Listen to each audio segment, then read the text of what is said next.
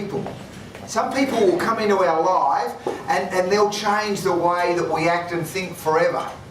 You think about it. How many people have had a massive impact on your life? Mostly their parents, their mentors, their coaches, their business colleagues, the person that gave you your first job. But they're very, very important. And so it's like when someone comes into your house or vice versa. Your relationship with them changes forever. And that's the big word, trust. Which is the same as in business, isn't it? Trust and relationship is what it's all built on. Now I suppose, in my case, my dad, Big Max, was fantastic. I lived in a pub, the Institute of Experience. The good, bad and the ugly would sometimes all lob there on any given day.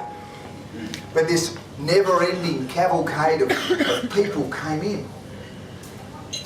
And from that, it probably helped shape and give me possibility, that idea of thinking that even from Hobart, Tasmania, I could play Test cricket for Australia. My dad was a master builder. He dragged me through trenches. June, July in Hobart. How good was that? So much water in the trenches, a lot of tinea around back in those days, despite the gumboots. But I loved the jargon and I loved the people in that building industry. He dragged me there. He said, "Son, be an architect." So that was the second prong in my tag. And the third one was, I wanted to be a VFL footballer in those days. Now I compress all of this because I've written about 14 books, and there's a lot of subject matter in there. But when I did finally play for Melbourne, Norm Smith, coach of the century, comes into my life. Red-headed bloke, only seen him on the back page of the Hobart Mercury. And he's standing on my door knocking away like that. And he came in, I signed a Form 4. It was on foolscap. We hadn't gone to A4 at that stage.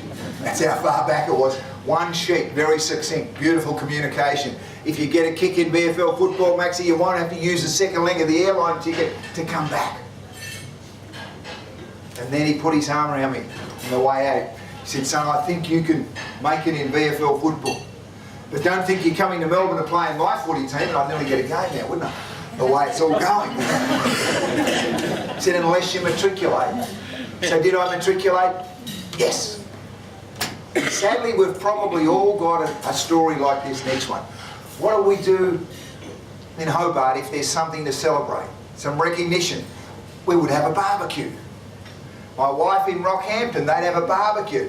Here in Stawell, I'm sure you have barbecues on a regular basis.